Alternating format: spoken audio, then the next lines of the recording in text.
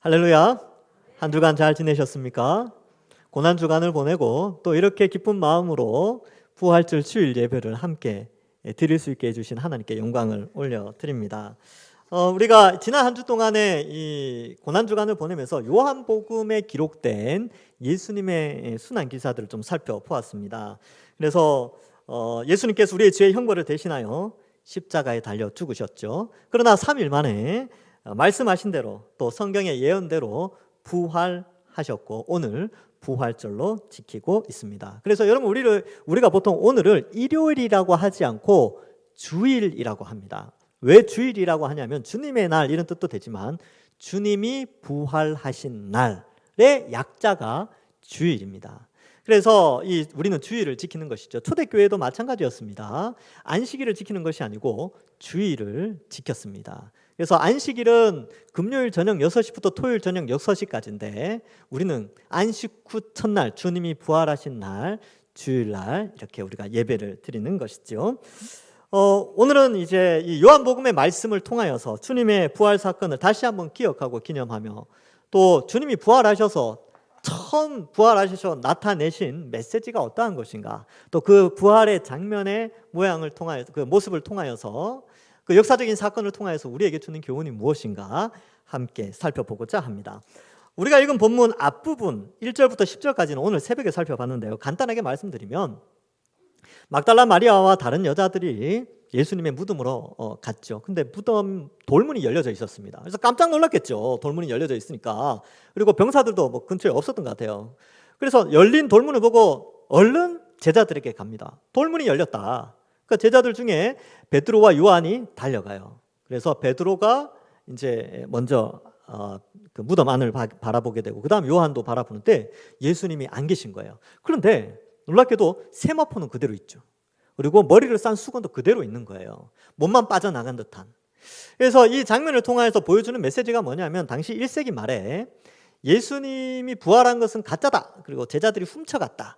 그리고 뭐 또 그런 것도 있었어요. 예수님은 영으로 오셨기 때문에 영으로 부활하셨고 또 영으로 뭐 이렇게 십자가를 지셨다. 이런 이상한 이단 사상들이 많이 소문이 났었습니다. 근데 요한은 이제 가장 오래 산 사도죠. 그리고 마태, 마가, 누가에 기록되지 않은 부분들을 보충해서 이 부활 사건을 기록하고 있습니다. 그래서 특별히 예수님이 부활했다라는 증거, 법적 효력을 나타내는 증거가 필요하지 않습니까? 그렇죠? 가장 강력한 증거 중에 하나였던 빈 무덤, 이 내용을 1절부터 10절까지 쭉 기록하면서 증거다라고 보여준 거죠. 예수님이 부활했다는 증거입니다.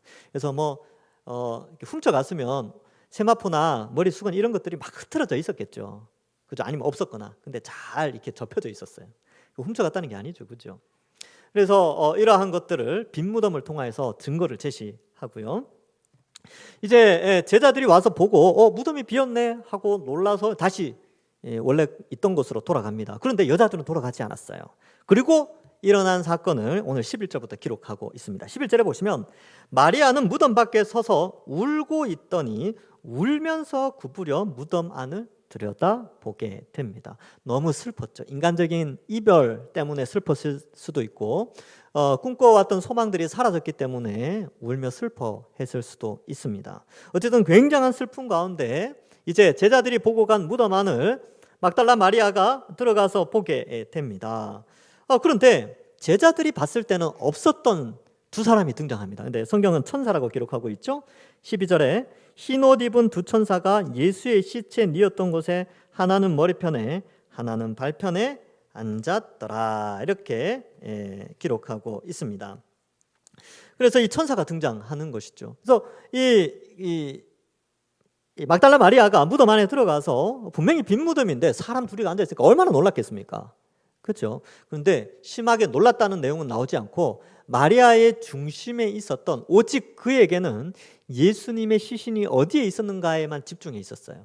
그래서 그 두 사람을 보고 놀라는 것이 아니라 질문을 하죠. 아니 우리 주님이 어디 계신지 좀 알려달라고 그렇게 말합니다. 무덤이 비어 있고요. 또 이러한 상황 속에서 이러한 것들을 좀 이 사도 요한은 비어 있는 무덤을 강조하고 두 천사를 등장하여 예수님의 부활을 강조하고 있습니다. 앞서서 말씀드렸지만 이 빈 무덤을 강조한 것은 이 증거로 제시되어지고 제자들이 훔쳐갔다는 것에 대한 반론으로 기록하죠.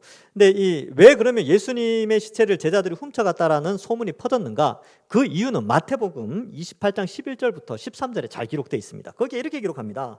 여자들이 갈 때 경비병 중 몇이 성에 들어가 모든 된 일을 제사장들에게 알리니 그들이 장로들과 함께 모여 의논하고 군인들에게 돈을 많이 주며 이르되 너희는 말하기를 그의 제자들이 밤에 와서 우리가 잘 때에 그를 도둑질하여 갔다 하라. 그래서 이 경비병들이요 돈 많이 받고 거짓 소문을 퍼뜨립니다. 예. 원래 경비병이 그 경비하는 장소를 떠나면 안 돼요. 근데 무서워서 떠납니다.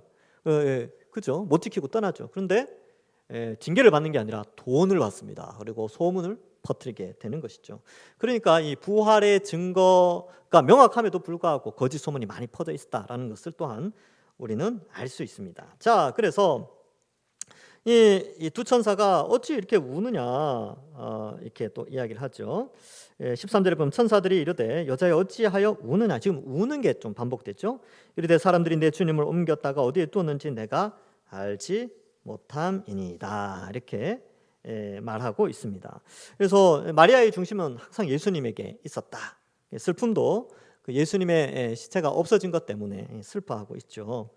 그런데 놀라운 장면이 또 곧이어 나오게 됩니다. 14절에 이 말을 하고 뒤를 돌이켜 예수께서 서 계신 것을 보았으나 예수이신 줄은 알지 못하더라. 예수께서 이르시되 여자여 어찌하여 울며 누구를 찾느냐 하시니 마리아는 그가 동산지기인 줄 알고. 이렇게 기록하고 있죠. 지금 마리아는 너무 슬퍼하고 계속 울고 있습니다. 그래서 천사도 왜 우느냐 그러고 예수님도 왜 우느냐 그러고 예수님이 나타나서 왜 우느냐 이렇게 묻죠. 근데 여기서 이제 중요한 표현이 마리아는 그가 동산지기인 줄 알았어요. 동산지기. 여러분 동산지기는 뭐냐면 그 동산을 관리하는 사람입니다. 관리인. 그러니까 우리로 치면 이렇게 묘지가 이렇게 있으면 묘지 관리하시는 분들이 있죠. 그러니까 되게 부활하신 예수님 그러면 뭔가 빛나고 영광스럽고 막 화려하고 그럴 줄 알았는데 동산지기처럼 그냥 평범하게 평범한 육체로. 그러니까 마리아가 딱 봐도 야, 이 평범한 사람이구나. 이렇게 동산지기처럼 보인 거예요.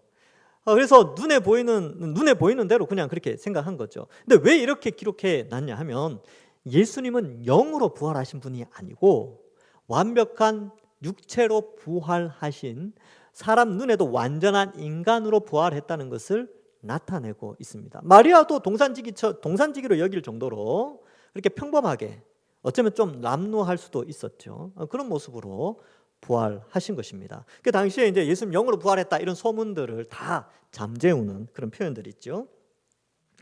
그래서 이 예수님께서 이제 이 막달라 마리아에게 처음으로 나타나십니다. 그러면 왜 여인에게 처음으로 나타났을까요? 당시 유대교나 구약의 율법에서는 여인들은요 법정에서 증인으로 설 수가 없었어요.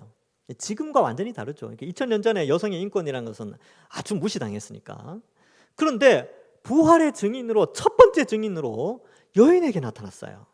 그리고 성경을 기록한 사람들도 분명히 알았죠. 유대 문화 사회 속에서나 당시 시대 사회 속에서 여인은 증인으로 설 수 없다라는 사실을 알매도 불구하고 복음서 기자들은 하나같이 마태, 마가, 누가, 요한 모두가 예수님의 부활의 첫 증인으로 막달라 마리아를 등장시키고 있습니다. 이것은 무엇을 의미하느냐?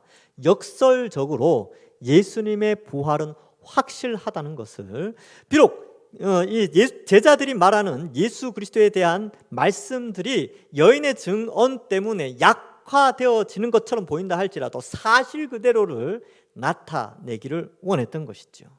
그래서 오히려 여인들이 부활의 첫 증인으로 나타나는 것이 더 확실한 증언으로 기록되어지는 것이죠.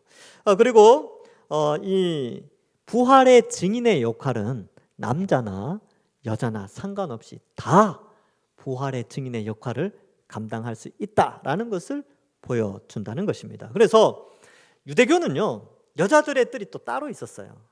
근데 기독교는, 예수님 믿는 우리는 남자나 여자나 자유인이나 종이나 다 한 형제 자매요 한 공동체로서 한 곳에서 예배를 드리게 되었습니다. 그래서 2000년 전에요 남자 여자 같이 예배 드리니까 이상한 소문도 많이 났고요, 사회적으로도 좀 이상한 눈으로 많이 봤어요. 그리고 우리나라만 해도 그랬죠. 유교가 아주 강한 시대에 기독교가 들어왔기 때문에 사람들이 많이 오해도 하고 안 좋은 것으로 이해하기도 했었습니다. 지금이야 뭐 이렇게 여성의 인권이 많이 향상되어지고 자연스럽지만 예전에는 그랬다는 것이죠. 그럼에도 불구하고 마리아를 첫 번째 증인으로 세우게 된 것입니다. 자, 그래서 이제 마리아에게 나타나셔서 말씀합니다. 어찌하였느냐? 마리아는 그가 동산직인 줄 알고 주여 당신이 옮겼거든 어디에 두었는지 내게 이르소서. 마리아는 거의 이제 예수님의 그런 시신에 대해서 이렇게 안타까움을 나타내고 있는 것이죠. 그리하면 내가 가져가리이다 이렇게 표현합니다. 16절에서 예수님이 말씀하시죠. 마리아야 이렇게 말씀합니다. 여러분 이 표현이 굉장히 중요한데 마리아야라고 한 거를 마리아가 깜짝 놀라서 듣게 됩니다. 첫 번째 이유는 동산지기가 자기 이름을 알아요. 첫 번째 놀랐겠죠. 여러분 전혀 모르는 사람이 여러분들한테 이름을 딱 부르면 우리는 어때요? 일단 겁부터 나죠. 우리는 겁나고 저 사람이 내 뒷조사를 했나? 그래서 내 이름을 안다는 것 자체가 상당히 놀랍습니다. 그런데 마리아가 안심할 수 있었던 것은 마리아야라고 하는 말투가 익숙한 말투예요. 여러분 지금은 이제 초인종을 누르면 화면이 이렇게 보이잖아요. 누가 눌렀는지 알 수 있는데 옛날에는 화면이 없었죠. 여러분들 어릴 때 초인종은. 그래서 띵동 하고 누르면 안에서 누구세요? 하면 내다 그러면 알아요. 이게 첫째 아들인지 둘째 아들인지 셋째 딸인지 목소리만 딱 들어도 똑같이 다 내다라고 이야기하는데 접니다라고 이야기하는데 다 알아요. 둘째 왔구나. 셋째 왔구나. 다 알지 않습니까? 마찬가지로 예수님께서 마리아야라고 했을 때 막달라 마리아가 이걸 알았어요. 다른 사람이 마리아야라고 부르는 거랑 다른 거죠. 예수님이 공생의 가운데 마리아를 부를 때 그 억양에서 금방 알아차리게 되는 것입니다. 그래서 막달라 마리아도 깜짝 놀라죠. 그래서 뭐라고 말합니까? 마리아야 하시거늘 마리아가 돌이켜 히브리 말로 라보니 선생님 이런 뜻이거든요. 이 표현도 아마 이 막달라 마리아가 예수님을 부르는 익숙한 호칭이었을 것으로 예상됩니다. 그래서 예수님께서 이제 이렇게 마리아에게 부활의 첫 증인으로 마리아를 세우고 나타나시게 되는 것입니다. 근데 17절에 보면 참 재밌는 표현이 나와요. 옛날에 이 요한복음 읽을 때 이게 참 이해가 안 됐어요. 뭐가 이해가 안 됐냐면 예수께서 이르시되 나를 붙들지 말라 이렇게 돼 있어요. 뭔가 신령한 느낌이 들지 않습니까? 나를 붙들지 말라. 그런데 이 마태복음 28장 9절에 보면 붙드는 장면이 나와요. 뭘까요? 거기에는 이렇게 돼 있습니다. 예수께서 그들을 만나 이르시되 평안하냐 하시거늘 여자들이 나아가 그 발을 붙잡고 경배하니 이렇게 돼 있어요. 붙잡아요. 여기에는 이제 막달라 마리아만 나오지 않고 마태복음에는 그들 그리고 여자들 이렇게 되어 있죠. 그래서 이제 타복음서에 보면 여러 여자들이 나와요. 그래서 뭐 여러 마리아들 나오고 요한나도 나오고 쿠사의 아내도 나오죠. 또 뭐 다른 마리아도 나오고 막 그래. 살로메도 나오고 막 그렇습니다. 근데 여기서는 사도 요한은 첫 번째 증인, 가장 먼저 나타난 막달라 마리아만 강조한다는 의미에서 여기 한 명만 등장시키고 있습니다. 근데 붙들었어요, 사실. 붙들었는데 예수님이 이제 나를 붙들지 말라 이렇게 말한 것이죠. 그래서 쉬운 성경 요한복음 20장 17절에 보면 예수께서 마리아에게 말씀하셨습니다. 나를 계속 붙잡고 있지 마라 이렇게 돼 있어요. 그러니까 계속 붙잡고 있었다는 거죠. 근데 왜 이 말씀을 하셨느냐? 제가 책을 찾아보니까 한 6권 중에 한 2권 정도가 이걸 해석하고 있어요. 어떻게 해석하느냐? 예수님께서 이제 과거 공생애 때처럼 마리아와 다른 여인들과 함께 있을 수 없다는 것을 표현하고 있습니다. 그래서 이 여인들은 이제 예수님 부활했으니까 우와 이제 예전처럼 다시 예수님 이 땅에서 사역하시고 함께 말씀 듣고 함께 행복하게 지낼 수 있겠구나 이렇게 생각할 수 있지 않습니까? 근데 예수님은 이제 승천을 하셔야 되기 때문에 너희가 더 이상 나를 붙잡고 있을 수 없다 이런 의미로 이 본문이 쓰여졌다 이렇게 해석을 하고 있습니다. 그래서 이제 예수님께서 말씀하시지요. 이제 명령을 내리십니다. 아버지께로 아직 올라가지 아니하였노라 하고 하시면서 너는 내 형제들에게 가서 이르되 내가 내 아버지 곧 너희 아버지 내 하나님 곧 너희 하나님께로 올라간다 하라 하시니 이렇게 되어져 있습니다. 여기 보면 제자들을 향하여 형제라는 단어를 써요. 형제. 요한복음에서 제자들을 향하여 형제라고 표현한 것은 딱 여기 한 군데 나옵니다. 나머지는 다 다르게 표현해요. 제자, 그리고 친구 이런 표현이 나오는데 특별히 요한복음 15장 13절부터 15절에는 이렇게 표현하고 있어요. 사람이 친구를 위하여 자기 목숨을 버리면 이보다 더 큰 사랑이 없나니 너희는 내가 명하는 대로 행하면 나의 친구라. 이제부터는 너희를 종이라 하지 아니하리니 종은 주인이 하는 것을 알지 못함이라. 너희를 친구라 하였노니 내가 내 아버지께 들은 것을 다 너희에게 알게 하였습니다. 15장에서는 친구라고 했어요. 제자들에게. 그런데 부활하신 예수님이 막달라 마리아에게 딱 이야기하신 첫 메시지, 명령이 뭐였냐면 내 형제들에게 가라 이렇게 돼 있어요. 예수님의 십자가 부활을 통하여서 이제 예수님의 제자들, 예수님을 믿는 모든 사람들은 이제 예수님을 형제로 부를 수 있는, 즉 하나님을 아버지로 부르는 한 형제 자매가 되었다는 것을 나타내고 있습니다. 그런데 왜 형제라고 했느냐? 이 예수님의 형제 이 개념은 하나님 나라의 상속권을 같이 누린다라는 의미가 있어요. 그래서 예수님이 완전한 이 인간으로서 또 완전히 의인으로서 또 하나님으로서 우리의 죄의 형벌을 대신하여 십자가에 죽으셨죠. 그러나 완전한 의인이시기 때문에 부활하셨는데 그 부활하심으로 말미암아 하나님과 함께 있게 되고 이제 그 아들에게 맡겨진 하나님 나라의 모든 권세와 영광과 모든 누리는 축복들을 그와 연합된, 그 예수 그리스도를 믿고 그리스도와 연합된 모든 제자들, 모든 주의 백성들, 곧 그들을 형제로 삼으셔서 하나님 나라를 상속받게 하셨다는 것입니다. 그래서 어떻게 말씀하시냐면 내가 내 아버지 곧 너희 아버지, 이런 표현을 쓰는 거예요. 그래서 우리가 기도할 때 어떻게 하나님을 부릅니까? 하나님 아버지 이렇게 표현하는 거예요. 왜? 하나님은 우리 아버지 되시면 천국은 우리에게 상속물로 주어지기 때문에 그렇습니다. 그래서 이 표현을 여기에서 쓰면서 부활하신 예수를 믿는 자에게 주어질 축복을 말씀하고 있는 것이죠. 그래서 우리도 하나님을 아버지로 부르게 됩니다. 그래서 요한복음 1장 12절, 요한복음의 서론 파트인 1장에서 이렇게 기록하고 있습니다.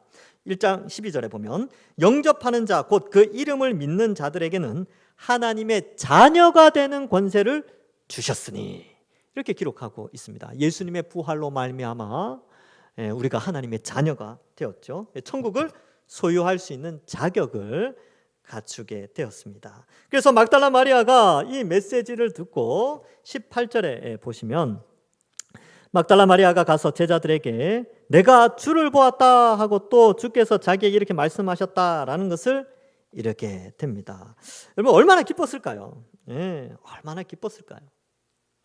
그러니까 울고 슬퍼, 앞에 이제 운다라는 표현이 한 4번 정도 반복되거든요. 그러니까 이 슬픔이 기쁨으로 변화된 거죠. 어떻게? 예수님을 만난 후에 기쁨으로 변화되어서 첫 번째 제자들에게 갈 때는 참 이 두려움과 떨림으로 제자들에게 갔겠지만 두 번째 예수님을 만나고 제자들에게 갔을 때는 얼마나 기쁜 마음으로 달려갔을까요? 그리고 문을 활짝 열어 제끼면서 내가 주를 보았다 그렇게 소리치지 않았겠습니까?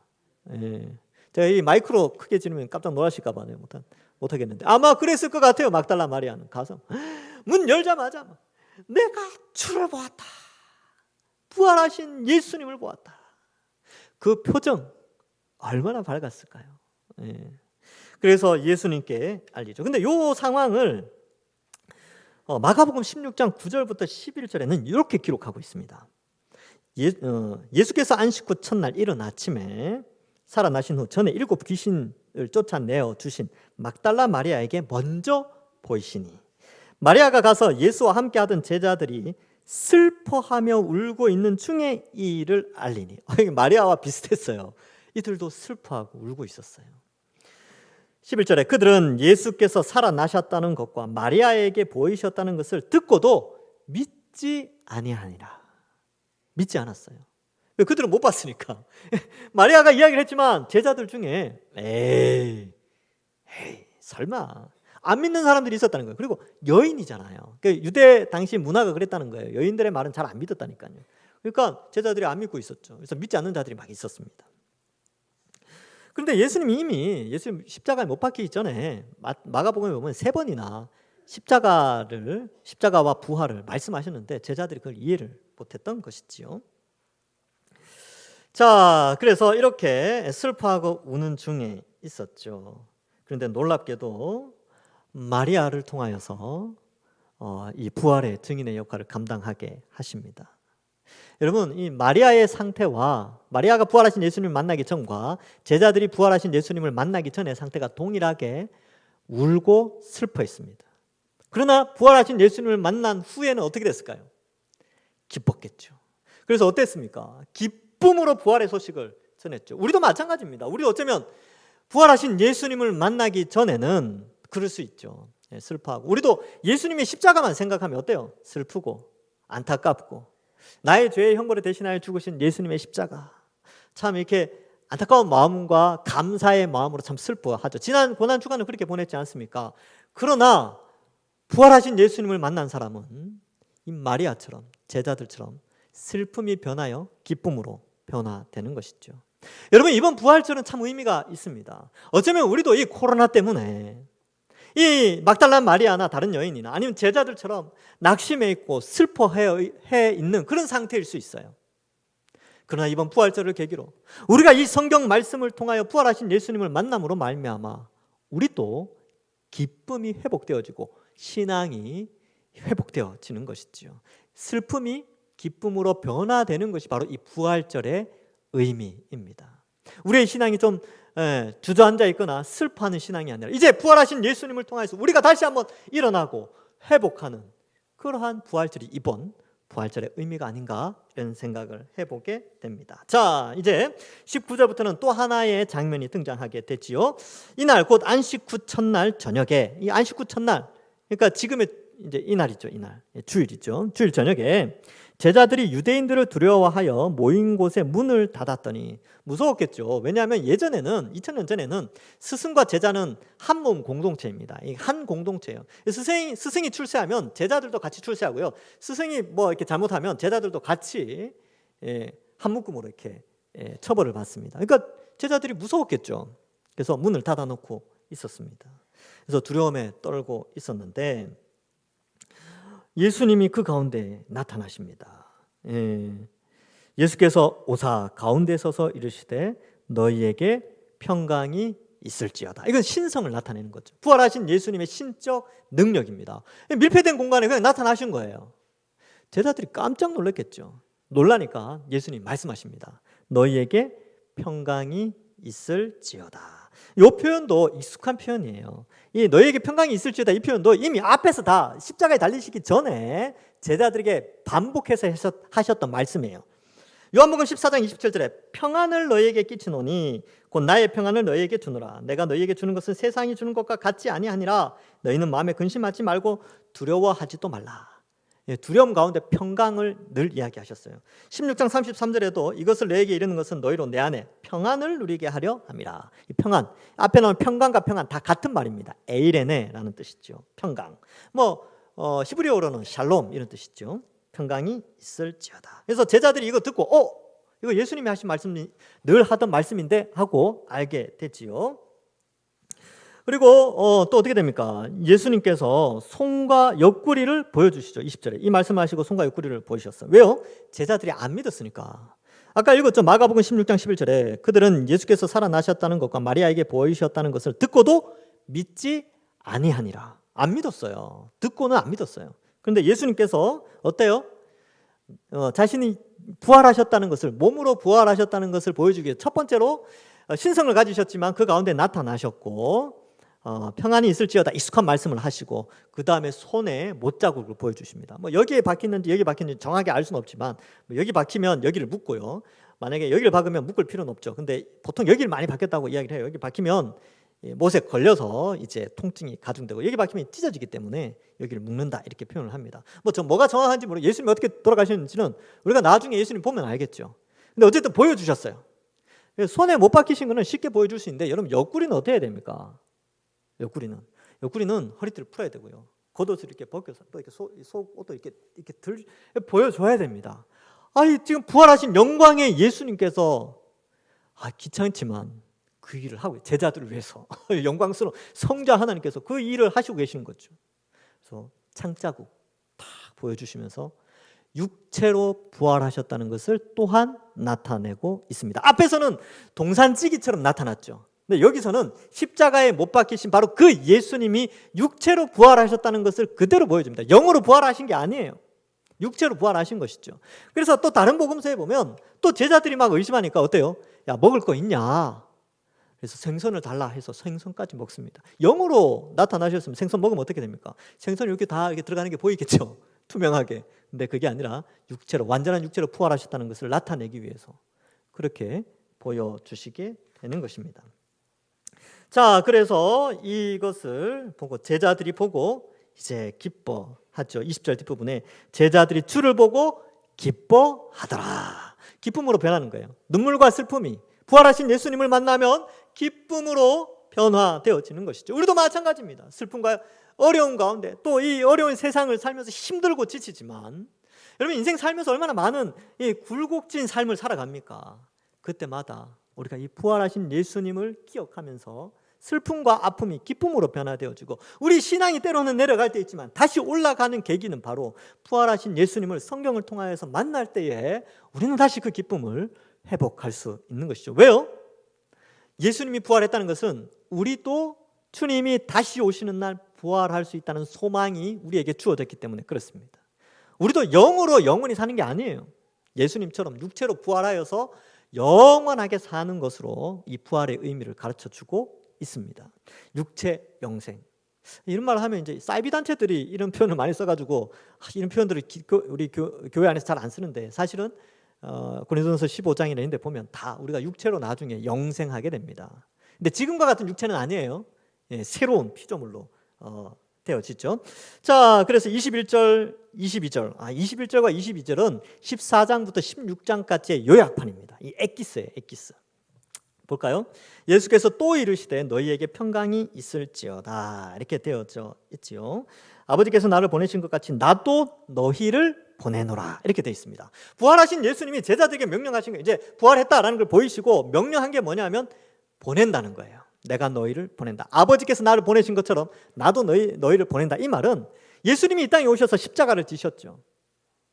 그리고 이제 하늘로 올라가시지만 제자들도 이제 그 십자가의 길을 걷도록 보내신다는 겁니다. 그 사명을 감당하게 하신다는 것이지요. 그러한 가운데 많은 환란이 있어요.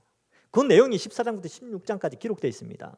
예수님께서 제자들에게 너희들에게 계속 환란이 있을 거야. 근데 걱정하지 마. 성령을 보내줄게. 요한복음 14장 26절 27절에 보혜사 곧 아버지께서 내 이름으로 보내실 성령 그가 너희에게 모든 것을 가르치고 내가 너희에게 말한 모든 것을 생각나게 하리라. 평안을 너희에게 끼치노니 곧 나의 평안을 너희에게 주노라. 내가 너희에게 주는 것은 세상이 주는 것과 같지 아니하니라. 너희는 마음에 근심하지도 말고 두려워하지도 말라. 그리고 16장 가서는 이렇게 말합니다. 16장 2절에 사람들이 너희를 출교할 뿐 아니라 때가 이르면 물은 너희를 죽이는 자가 생각하기를 이것이 하나님을 섬기는 일이라 하리라. 16장 7절 8절에도 그러나 내가 너희에게 실상을 말하노니 내가 떠나는 것이 너희에게 유익이라 하고 쭉 보혜사 성령을 보내주신다는 거예요. 16장 33절에는 이렇게 기록합니다. 이것을 너희에게 이르는 것은 너희로 내 안에서 평안을 누리게 하려 함이라. 세상에서 너희가 환난을 당하나 담대하라. 내가 세상을 이기었노라. 이렇게 말씀하시면서 세상을 보내시면서 성령을 보내어 주셔서 세상의 환난과 고난을 다 담당하도록 해주신다는 거죠. 그러니까 고난을 담당할 때에 이 제자들이 이제 앞으로 보냄을 받아서 십자가 복음을 전하고 부활 복음을 전할 때에 많은 고난을 당할 것을 예수님이 아셨어요. 그런데 그들을 위로하고 격려하고 그들이 그 고난 가운데에서 승리할 수 있도록 하시는 이유는 성령을 보내어 주시기 때문에 그렇습니다. 근데 첫 번째 이유는 부활하신 예수님, 부활의 소망을 가지기 때문에 고난 가운데 고난을 이길 수 있고요. 두 번째로는 성령의 능력으로 이 고난을 이겨나갈 수 있습니다. 바울도 그래요. 바울도 많은 고난을 당했죠. 그런데 고린도 후서에 보면 5장에서 그 고난을 이길 수 있었던 것은 부활의 소망 그리고 성령의 도우심 이렇게 기록하고 있습니다. 제자들도 마찬가지고 예수님 그것을 말씀해 주고 있습니다. 그래서 예수님의 부활을 목격한 그들에게 예수님은 또다시 성령을 보내어 주실 것을 약속하며 22절을 말씀하시죠. 이 말씀하시고 그들을 향하사 숨을 내쉬며 이르시되 성령을 받으라 이렇게 기록하고 있어요. 숨을 내쉬셨어요. 근데 성령 받은 것은 오순절 날 성령을 받죠. 근데 이런 상징적인 행동을 통하여서 이제 성령을 통하여서 보냄을 받는 제자들의 삶을 말씀해 주고 있습니다. 근데 여기에 불어넣으시니 이게 24시다 이런 표현이 나오는데 이것이 창세기 2장 7절에 나오는 단어와 똑같습니다. 창세기 2장 7절에 보면 여호와 하나님이 땅의 흙으로 사람을 지으시고 그 생기를 그 코에 불어넣으시니 사람이 생명이 되니라. 흙은 뭐예요? 밟히는 거죠.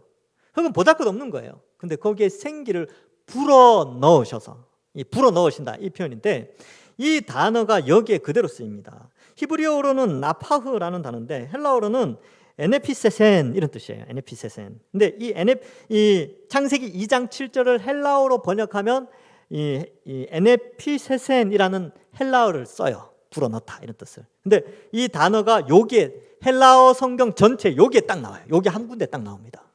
그러면서 창세기 2장 7절과 연결시키는 거죠. 즉 예수 그리스도를 통하여서 성부와 성자를 통하여 성령이 오시는데 그 성령이 우리에게 오셔서 그 과거 태초에 흙에 생기를 불어넣으셔서 생명이 되어 사람을 만들게 하신 그 하나님께서 이제 성령을 우리 속에 불어넣으셔서 새 사람, 새 이스라엘, 새로운 존재, 새로운 피조물로 우리를 만드셔서 이 사명을 감당케 하신다는 것을 이 표현을 통해서 보여주고 있는 것입니다. 그래서 성령을 받은 우리 모든 사람은요 다 새로운 피조물로서 이제 세상 가운데 예수 그리스도의 십자가 부활 복음을 담대하게 전할 수 있는 자들로 우리를 보내고 계신다라는 것을 말씀해 주고 있습니다. 실제로 제자들이 두려움에 있었지만요 사도행전 5장 40절 41절에 보면 이런 내용이 나와요. 그들은 이제 공회원들 있죠. 옳게 여겨 가말리엘의 말을 옳게 여겨서 죽이려고 하다가 사도들을 그냥 때리기만 합니다. 사도들을 불러서 채찍질하며 예수의 이름으로 말하는 것을 금하고 놓으니 사도들이 그 이름을 위하여 능력받는 일에 합당한 자로 여기시면 어떻게 했다고요? 기뻐하면서 공의 앞을 떠나니라. 시큰 두들겨 맞는데 기뻐하고 있어요. 여러분 세상에서 제일 무서운 사람이 두들겨 맞는데 웃는 사람. 진짜 무섭습니다. 진짜 무서워요. 제자들이 채찍질 받으면서도 막 찬송하고 기뻐하는 것이죠. 깜짝 놀랐을 거예요. 근데 왜 그런 일이 일어나느냐? 부활절 아침에는 두려워하고 있었는데 부활하신 예수님을 만났고 오순절날 성령 강림을 통해서 이 제자들이 이렇게 새로운 사람으로 완전히 변화된 것이지요. 자, 그래서 23절에 너희가 누구의 죄든지 사하면 사하여질 것이요 누구의 죄든지 그대로 두면 그대로 있으리라. 이 표현이 마태복음 16장 19절에 나옵니다. 비슷한 표현이 내가 천국 열쇠를 내게 주리니 내가 땅에서 무엇이든지 매면 하늘에서도 매일 것이요 내가 땅에서 무엇이든지 풀면 하늘에서도 풀리리라. 여러분 교회는 천국 열쇠를 가지고 있어요. 엄청난 권세를 가지고 있습니다. 여러분 이 동산교회가 정말 별 볼 일 없는 것처럼 보일 수도 있겠지만 아니요. 교회는요. 천국 문을 여는 수단으로 이 땅에서 쓰임받고 있습니다. 그래서 우리 믿음의 선배들 특히 초대교회 교부들은요. 교회 밖에는 구원이 없다라고 말할 정도로 교회가 엄청난 권세를 가진 것으로 말합니다. 키프리안도 그랬고요.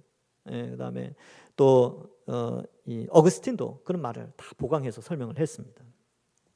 그래서 죄사함을 입은 사람들, 죄사함을 입는 그런 죄사함을 입어 하나님 나라의 백성이 되는 것은 교회를 통하여서 이 일을 감당하게 하셨다는 거죠. 그러니까 담대하라는 것입니다. 말씀을 맺습니다. 여러분 교회는 이 정도의 엄청난 권세를 가지고 수많은 사람들의 죄사함의 통로로 교회가 부름을 받고 또 명령을 받아 보냄을 받는 자들로 세워져 있습니다. 예수님이 부활하셔서 하신 명령이 바로 이것이죠. 이제 우리도 그러한 소명을 가지고 있습니다. 코로나 때문에 뭐가 안 된다. 또 일이 힘들어서 안 된다. 뭐 때문에 안 된다. 그렇게 슬퍼하고 있었지만 이제 이 부활하신 예수님을 성경을 통하여 목격한 우리는 이제 기쁨으로 신앙생활을 하고요. 보냄을 받은 자처럼 다시 예전처럼 복음의 메시지를 담대하게 전하고 복음 잘 전하라고 지난주에 이제 띠도 만들었어요. 새로. 전도 나가려고. 띠도 만들고 하여튼 그죠. 그렇게 해서 영혼 구원하는 일에 진리를 수호하고 영혼 구원하는 일에 우리가 나서야 되는 것이죠. 때로는 힘들겠죠. 환난과 어려움이 있다고 성경이 기록하고 있지 않습니까? 그러나 어때요? 우리에겐 부활 소망이 있고요. 성령이 우리와 함께 하셔서 그 모든 것을 기쁨으로 승화시켜 주신다는 것을 우리는 믿고 우리가 복음을 전하게 되는 것이죠. 이번 한 주간 이제 부활절 이후에 또 감사하게도 국가에서도 여러 가지로 많이 규제가 풀렸죠. 이러할 때 다시 한번 과거보다 훨씬 더 나은 우리 동산교회의 모습, 엄청난 권세를 가진 교회의 모습을 회복하여 하나님께 영광 돌리는 우리 모든 주의 백성들 되기를 주님의 이름으로 간절히 축원합니다. 기도하겠습니다. 하나님 아버지 은혜를 감사합니다. 우리를 택하여 구원하여 주시고 이렇게 말씀을 통하여 부활하신 예수님 그날의 그 부활하신 그날의 장면들을 말씀을 통하여 우리도 함께 목격할 수 있도록 은혜 내려주시니 감사합니다. 이제 슬픔과 좌절 속에 있는 것이 아니라 부활하신 예수님을 바라보며 우리도 부활할 수 있다는 소망을 가지고 주님이 우리를 세상에 보내신 것처럼 우리도 나가서 복음 전하며, 또한 이 교회가, 우리 동산교회가 죄사함의 권세를 가진 엄청난 귀한 존재임을 깨닫고 귀한 사명 잘 감당하며 주님 앞에 한 주 한 주 살아가는 우리 모든 주의 백성들 될 수 있도록 축복하여 주시옵소서. 감사드리옵고 예수님의 이름으로 기도하옵나이다. 아멘.